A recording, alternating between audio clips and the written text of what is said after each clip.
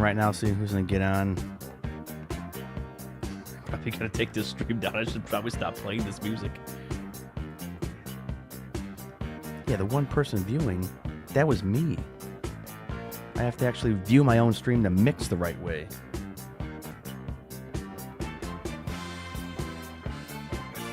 This isn't official. It's not.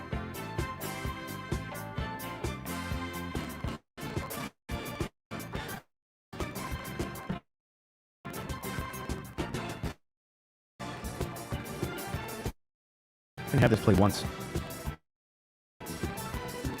And one can tell me the name of this, the artist of this song. Maybe I'll send you some money for lunch.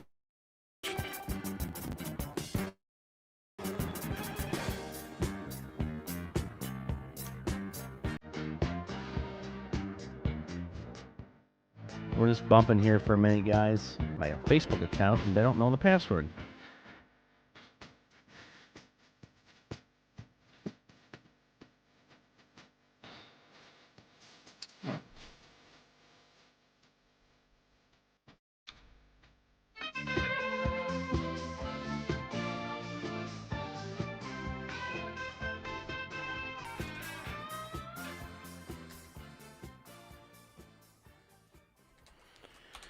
You guys ever try to get into your Target Circle Week's okay? big deals I don't and want more this. are back. Okay, that can stop. You guys ever try to get into your Facebook account? You don't know the password.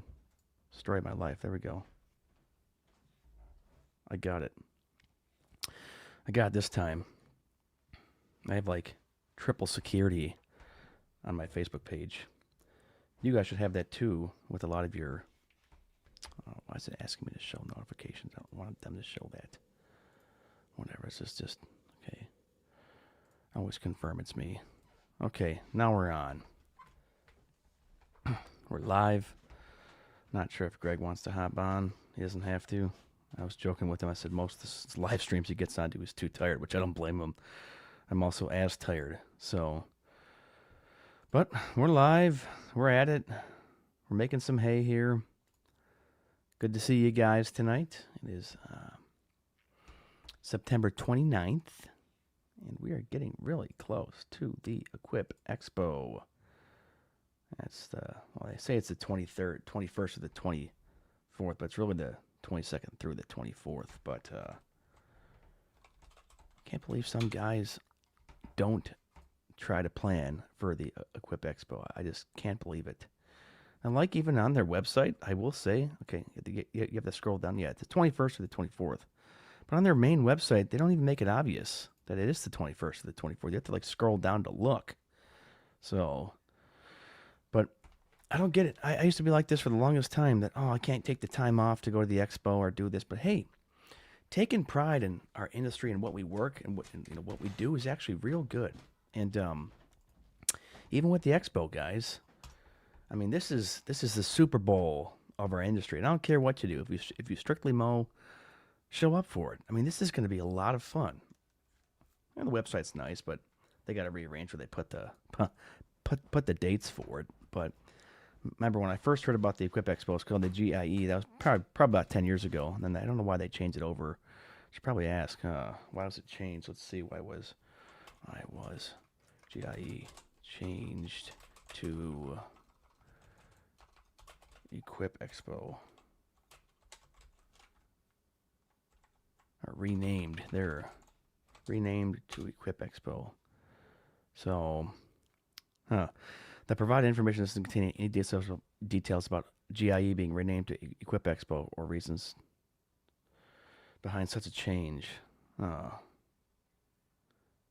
didn't really say. This is landscape management. They just basically said a new name and a new HQ and renowned commitment. This is back in 2023. Goodbye GIE plus Expo. Hello Equip Exposition. It started in 2007. It's a bullseye. The name has run its course. The National Association of Landscaper Professionals electing to peel away from the show. A new name and some change was needed. After much deliberation, that name, Equip Exposition, was announced the last night at the ribbon cutting. So this is back in 2023 that they changed this year, I think, or 2021. I just asked ChatGPT why was GIE plus Expo changed to Equip Expo. When in doubt, Chat GPT it out. It's good for most things. It's not always right, but it is good for most things here. It was a strategic rebranding and repositioning below the breakdown. Ownership and control shift. The Outdoor Power Institute brought the trade show fully under its management. Okay, so they had, with that name, freedom to make changes more quickly without needing to negotiate among multiple partners. Okay, refreshed. For many years, the organizers felt it was time for a name and identity that more clearly spoke to what the show is about. Okay, basically, just to kind of clarify, is basically it. So part of the impetus was also one of the previous partner, National Association of Landscape Professionals, chose to no longer partner with GIE plus Expo. OPI committed to investing. So I think OPI basically just owns all of it now. So I didn't know that. Trivia, guys, that you probably don't even care to know about. That's basically it. So they kind of just got like a name change there. So it's strategic. It was a location commitment. Programming is management. Show now is wholly managed by OPEI, giving more flexibility. So had no idea that the national, if anyone knows about the NALP, the National Association of Landscape Pros, they no longer wanted to partner with them. Wonder why? Because it's a stupid big show. So, but that's okay. The Greg Durbin. Hello, this is Greg. Said he had someone coming over to buy something tonight at 7:30, so he said he might be able to get on. I said, no, I'll kind of pop on.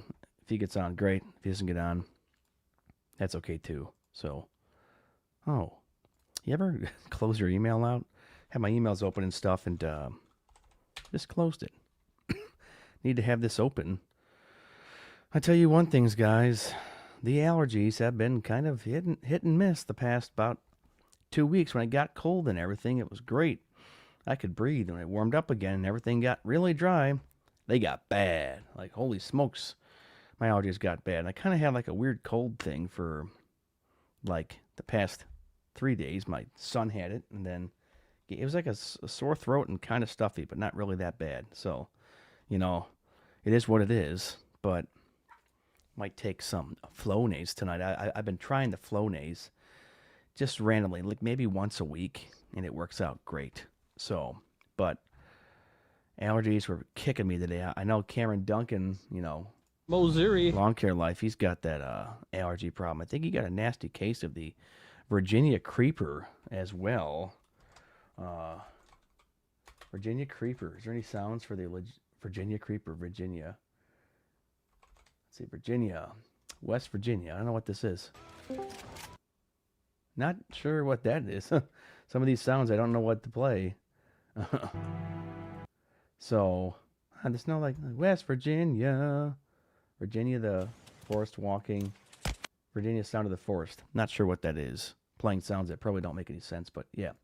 This is the song that I wanted to play today. I already played the instrumental.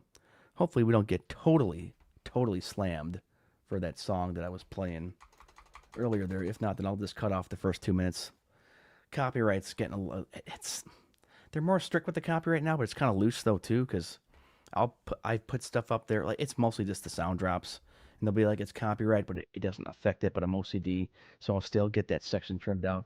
But the lawns are doing this though, guys.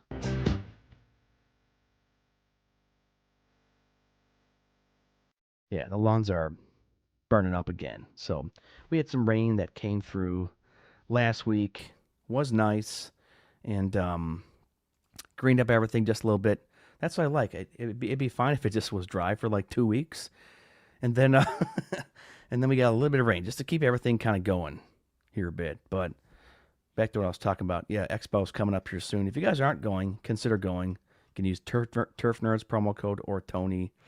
There's codes out there. Love for you to use our code. You don't have to though. I mean, there's a lot of different codes out there. It's trying to keep this fair for all, because we got some good guys here in this industry that kick butt and work really, really hard, and really looking forward to it. I mean, you gotta kind of pick and choose what you want to look at and what you want to go to this year, and it takes time. It takes. I mean, there's over like 950 booths and stuff to go to, and it can be quite oppressive though too. And like this exhibitor list is stupid huge. It's unbelievable. I did. Hey, Joe, got the email. Haven't gotten a chance to reply. I'm going to call you tomorrow morning, okay? So there we go. I did get the email. I was mowing all day and didn't get a chance to reply. I wanted to call you on the way home, but I forgot. That's great. Hey, Joe, he sent me an email. We're going to try to get him on the show. No, you emailed me. I manage the Turf Nerds email, Joe, but I'm glad you reached out, and here I'll actually read it here now that I have it. I'm glad that email worked. So thanks for reminding me of that again, Joe. This is Joe Dunbar, Lawrenceburg, Kentucky, Smoking Joe's Lawn Care. This will be a good show to get you on, Joe. And thank you that you come across the show. Good. I'll call you tomorrow morning. So when you getting a good, no, this is perfect. So if you get a phone call from a 248 tomorrow, Joe, then you know it's me. So just walked in yourself. Yeah, no, that's nice. Now I rattled off 21 lawns today. Got out the door, started mowing. I left about 7:40. Got to the first lawn by 8, but I had to double cut all of it because it wasn't that long, but it was too wet. And the multi-force mows really well in wet grass, but I actually go off the baffle settings, and they have like a dry, wet, and like a mulching setting, but it really works well on the multi-force. So it cuts wet grass really well, but it does cake up the deck quite a bit. So another trick you guys can do is, if it's wet, just cut it like a half-inch high and then drop it down. So my normal height of cut is 325, but this is a little longer, and I cut it on 375. Oh, my buddy Joe, went to high school with him. Oh, dethatched. I do not dethatch. It's actually okay, Joe. I would steer you in the direction of aerations because I do aerate, and aerating is a form of dethatching.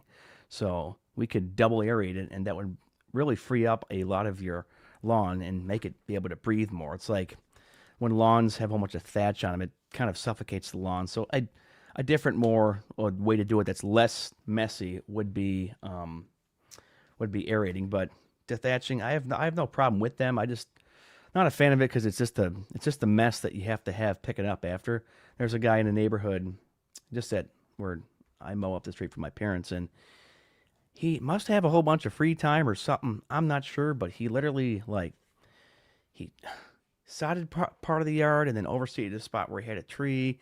Then the next year later, he dethatched it, then ripped up the yard, then put sod down again. I'm not sure what he did. It was kind of bizarre, but when he dethatched, man, he brought this grass down to like dirt, and he had a lot of bags he was putting it in. That's one nasty thing about it. It does work, but a cleaner form of dethatching is aerating. So, I mean, look at that. 125 properties been cutting on 425. Have a few aerations this week. Yeah, Joe, we got a buddy, Raleigh Spencer. He's in Canton, Kentucky, and he's been cutting anywhere from 375 to 4 because he mows a lot of weeds, and a lot of his areas out there near the Red River Gorge. He says that they're just burmy, and you can't. I mean, some of these weeds. I mean, in Kentucky, but even up here in Michigan, I don't care where you mow or where you cut. The weeds, they'll grow in any weather. Doesn't matter. The only thing that really will dormant and dry up is the actual fertilized and irrigated lawns. I mean, well, lawns that had been irrigated, the weather wins, but fertilized and treated lawns, they will dry up first, and the weeds are always the stragglers. They're always the ones that kind of stay around towards the end. So, and it's been so dry, I usually change my blades twice a week. I've been doing it once a week right now. My brother's been helping me, but we talked about on the last live stream that my Cub Cadet, so we have the Multi-Force and the Cub Cadet. Guys know that if they listen long enough, but both are great machines. Cub Cadet, I bought that during COVID. It wasn't a terrible machine per se, but there's some underpowered aspects to it that I didn't like. And the hydro seals on it, so like the pumps on like one of the pumps 3 years ago, just started gushing hydro fluid everywhere. So I took it up, and I didn't get it back for 3 months because it was during the whole pandemic. So I got it back, ran fine. They actually didn't fill it up to the correct level, but I just never touched it. Like the book says to fill it up to this bolt, like the hydro fluid, it's in this like little chamber, and it said fill it up to this bolt. So that's what I did when I changed it. Then a couple weeks later, it like the pump started to leak, so Weingarts fixed it, but they had it much lower, and then it was fine. But going up to the dealership and looking at the same Cub Cadet that they had on the floor, that hydro fluid was at the original line that I that I had. Oh, this is interesting, Joe. Yeah, no, save some of your info for the for the show, but I still like my Pro X6. There's just things that I'm not like wild about it because Joe's going to be a future guest, Joe. I think we'll kind of rearrange some things and get you on the docket, hopefully before the expo. So Greg and I like to schedule, but I'm really glad that you sent that email. Always curious to see how guys find the show. But 8 Cub Cadet Pro Series stand-ons. Yeah, no, like it was a good mower. I was in the market for my first stand-on. It was 2020, and I went with the Pro X660. It was 11.3. I will have it paid off this upcoming, like in 2 weeks. It was 0 down, no interest for 3 years. Okay, so I was paying $237 a month. And this past year, I upped the payment to $350, so I'm almost out of it. And I think they had like a 7-year, it's like a 7-year, $1,500 warranty, some crazy warranty on it. So got to check. So here's what happened though too. So it's back in the shop up there at Weingart's. I changed the oil on it last week. Okay, so I changed the oil on it, and it's a Kawasaki, Kawasaki FX 801V machine engine. And it actually takes 2.4 quarts, but the unwritten rule in this industry is most of these machines take 2 quarts, but my Multiforce takes a little bit less than 2 quarts. It takes 56 ounces. I'm pretty OCD when it comes to the maintenance. I can do most of the things myself. Hydros, I do it all. Some things I can't. Well, I filled my Cub Cadet up to 2.4 quarts, which is like 76 ounces or something like that. And it ran fine that entire week. My brother was on it. I was on the Multiforce, filled it up Sunday. We ran it through Thursday, and I noticed when we were wrapping up for the week on Thursday that it was leaking oil. I couldn't tell if it was engine oil or, those Ferris mowers are nice and they're heavy. We had got a chance to demo a Ferris, was it Z3X 60-inch with 37 horsepower. That was nice. I'm all just V-ride mowers now because it's way better. It keeps you awake. I was getting tired today because I stayed up late, and if I had a sit-down mower, I probably would have fell asleep on the mower. Like literally, I would have fallen asleep on the mower. So the Cub Cadet, it just started leaking oil. It was like, I think it was from the bottom. I might have overfilled it, but the ironic thing, the mower was never smoked. Like the engine was never smoking. So I don't know if this I possibly overfilled it. But if you go online and look, I mean, the Kawasaki 801V. Oh, it's FX801V. Here we'll pull this up here in a minute. So on StreamYard, we'll go to screen share. We'll go to the Kawasaki page here. Bam. I'm going to bring this up. Okay. So here's the engine. Okay. Now look, it's right there. Bam. Oil capacity with filter. So this is with the filter. I filled it up to 2.4 quarts. So what I do when I fill up the oil is I pour some oil into the filter until it hits the threads. Have it absorb for 2 minutes, screw it on, and I had everything add up to 2.4 quarts. So I don't know what the heck happened, but it's leaking. I'm kind of hoping that it's hydro oil, but I'm not entirely sure. So actually, Jill, I'm gonna send you a text on here on the show right now. Greg just said sorry. My friend just left here. I'm gonna give you a quick call here, Jill, and then I'm gonna text you just so you have it. So we do it live. Hey. We do random things live. We'll do it live! So, here, hold on. I'm just going to have this ring for a second. There we go. Lawrenceburg. Say, this is Evan. So then you'll call me tomorrow morning. I'm glad. I like that name, Smoking Joe. Sounds like smoking meats. This is Evan. Let me know if you get this, Joe. Yeah, RCS. So he should be on a droid then. 502. Yeah. Well, I don't know if I just said that on the air, Joe. I'm sorry.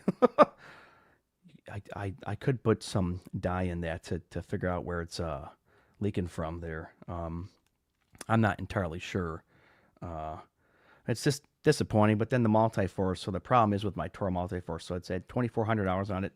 It's due for another hydro oil change, but the last month I've been dealing with an issue where, so how it works when you engage the blades, the bail switch is actually in the handles, and they have to be pushed in. One of the handles, well, now the bail switch only works in the left handle.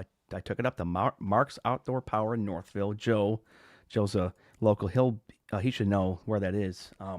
Took it up there. They fixed it. Well, it was fixed for about, I don't know, 10 days, and now the right handle, it's weird. It's like, so you're mowing, going back and forth, and so you take your left hand off, and just your right hand's pushed in. The blades still should be engaged, but it just shuts off. And so even on the little infotainment system on the mower, it's showing that the right handle is no longer engaging with the PTO. I did change the PTO switch, and like everything works just fine. I'm gonna text Greg back. Are you still on?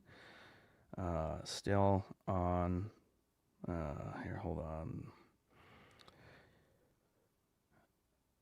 Yeah, sorry, this is totally dead error.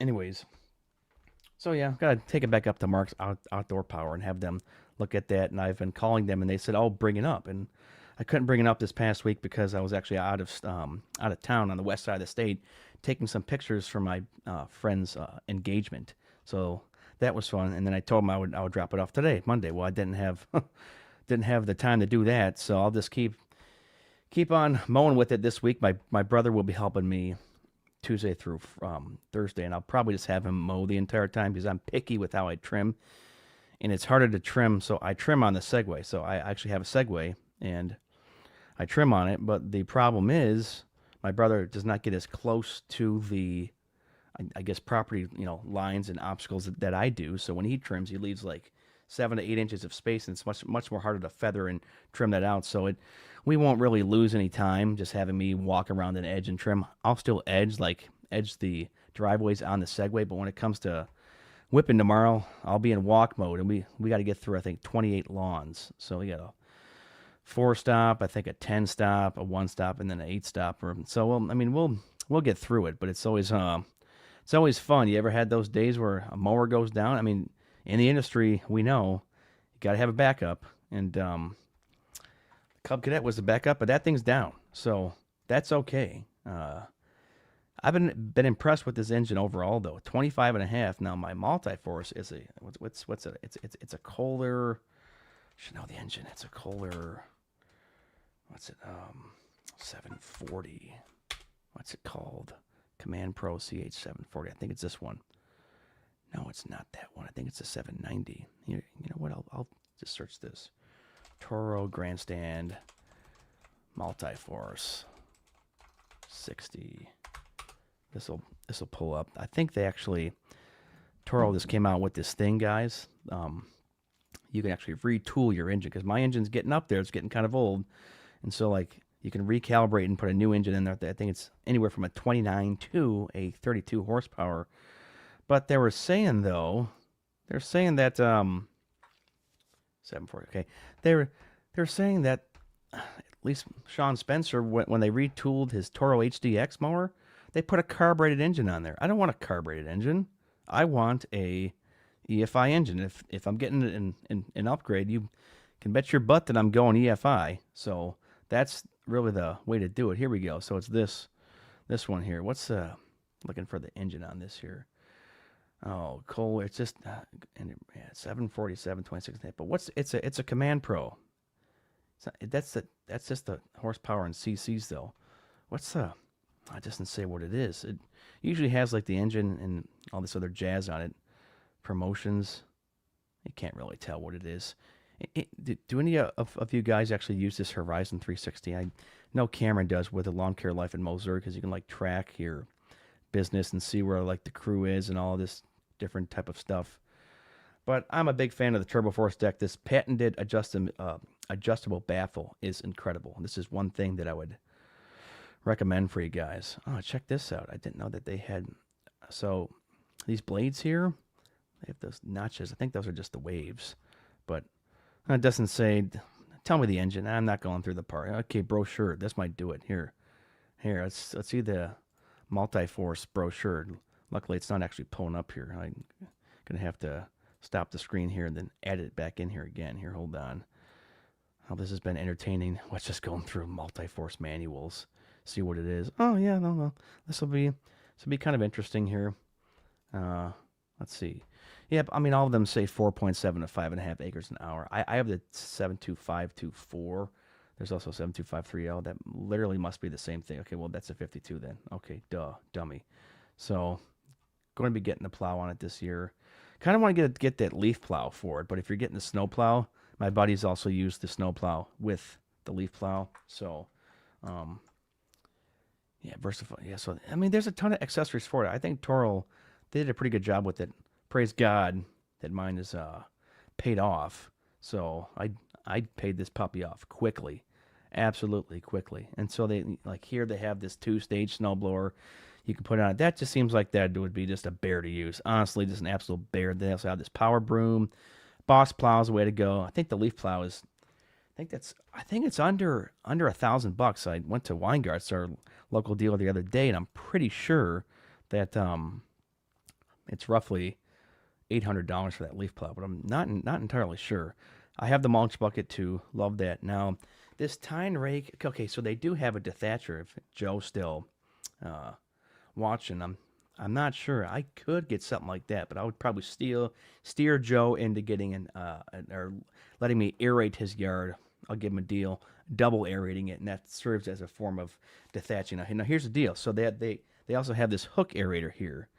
If you're seeing, they have this hook aerator and puncture up to 6 holes per square foot with a 38-inch wide aerator. Tines pierce deep into the soil, hooking and lifting those plugs of dirt that disperse quickly, spreading nutrients all over the surface. I would be curious to see because I don't know if that's necessarily a core air like core because it just says lifting loose plugs. It's not like a core. It doesn't leave dirt cores. I'm not even sure how much this is though. So for the hook aerator, you need the in front mount and then that mount and then the low flow and then the cylinder kit and then there's a ton of stuff that you basically need. Yeah, little light kit. That's just extra stuff. This Pro Force blower, that's also a pretty nice option too. I think Sean Spencer had the Pro Force blower, which I'd get that. I would honestly try that out. I think that would be pretty cool. But more in the affordable range would be the leaf plow. But the mulch force, I spent $2,300 on that and paid that off in literally 3 jobs. It's great.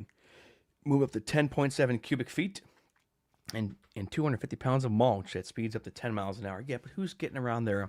I don't care who you guys are. Who's getting around there moving mulch at 10 miles an hour? Problem with that, though, is when we were using the mulch force, a couple of these lawns, it was just so heavy and we were just starting to damage parts of the lawns just because it was just that heavy. But it's a really good system. Like definitely the mulch force. I don't know if I would go for the dethatcher or the hook aerator, but the Pro Force blower, yes. But I would probably go for the leaf plow first. But I'm getting the Boss plow. This Boss plow is absolutely incredible, and you can get an attachment for it. What's it called? It says what it is. Is it the No, not the urethane edge. What's it called? Yeah, the side mount kits. So apparently they have a urethane edge, which is I think just like a metal edge, but the edge that I would get on mine would probably be the rubber edge, and with the multi-force plow, you just bring it down, just have it barely hit the cement because you can really push it down, but then you're totally ruin your bottom edge because it's rubber. But that metal edge might also be a interesting thing to possibly look into. Sorry, that was my chair. I did not rip any, guys. I'm sorry, but and they do have a wheel weight kit on it. I'm buying mine from Schleybaugh Engine though, and they're going to be sending the plow here, and it's actually they came up with these things. They're wider tires than the wheel weight kits that come on the plow, and they're like liquid based and they're heavier because I weigh about 165, 170 pounds. And when you're trying to plow with the multi-force plow, like, I don't care who you are, unless you're about 250 pounds, you're not going to really get anywhere. I mean, okay, well, you can. Okay, let me take that back. Let me rephrase that. It works great, and I've used the multi-force plow very well. Problem is, though, when you get the slick spots or it is icy, it does take a little bit to kind of move around. You kind of have to get stuck and jump up and down because the tires do get stuck. But that's just because I'm so darn light. But it is what it is. And on that note, guys, I'm going to end it and be done because it's getting a little bit past my bedtime, and I think Greg's already tucked in bed. So we will see you guys